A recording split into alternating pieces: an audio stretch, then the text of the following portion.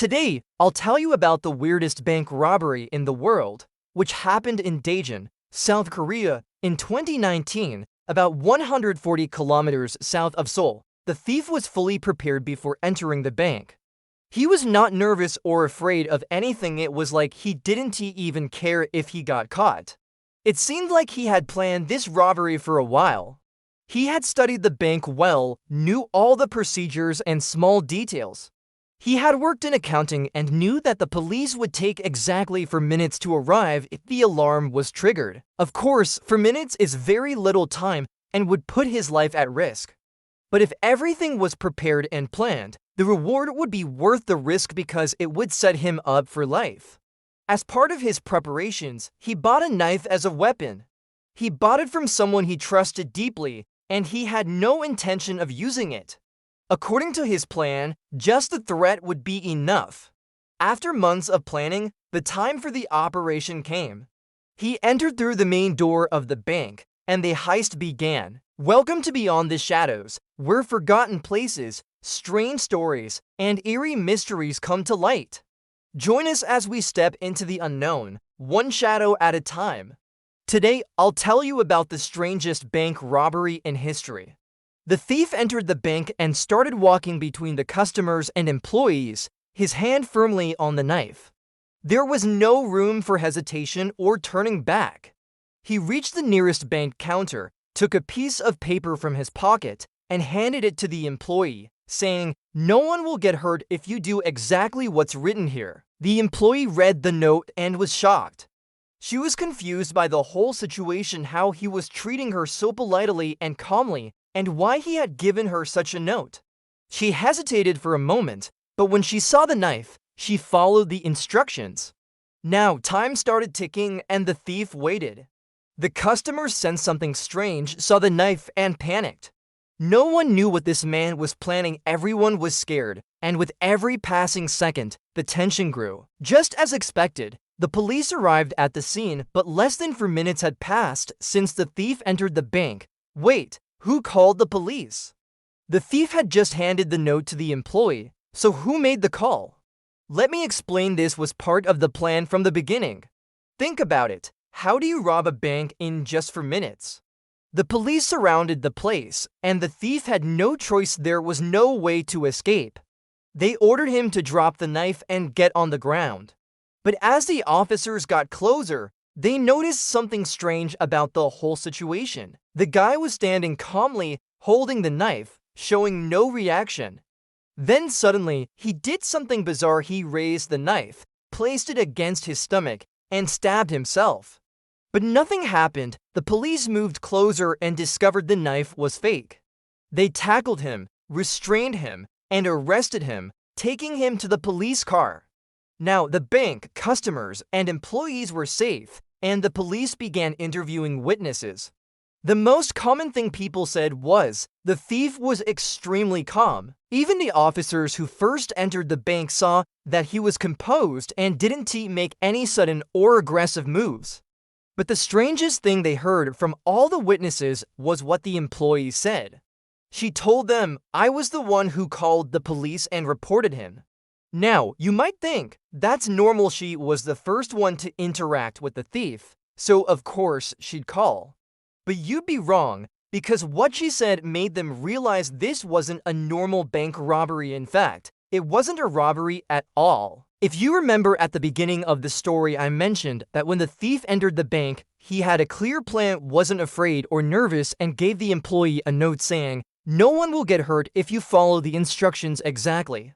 And the note said, "Call the police." Oof, meaning he wasn't afraid of getting caught. He wanted to get caught. He chose this specific bank because it was the closest branch to a police station, and he had calculated that it would take them 4 minutes to arrive. If it had been another branch, the police might have taken longer, and the situation could have escalated in a way he wouldn't have been able to control because he wasn't a real criminal. All he wanted was to get arrested as quickly as possible because, as I told you earlier, the reward would set him up for life.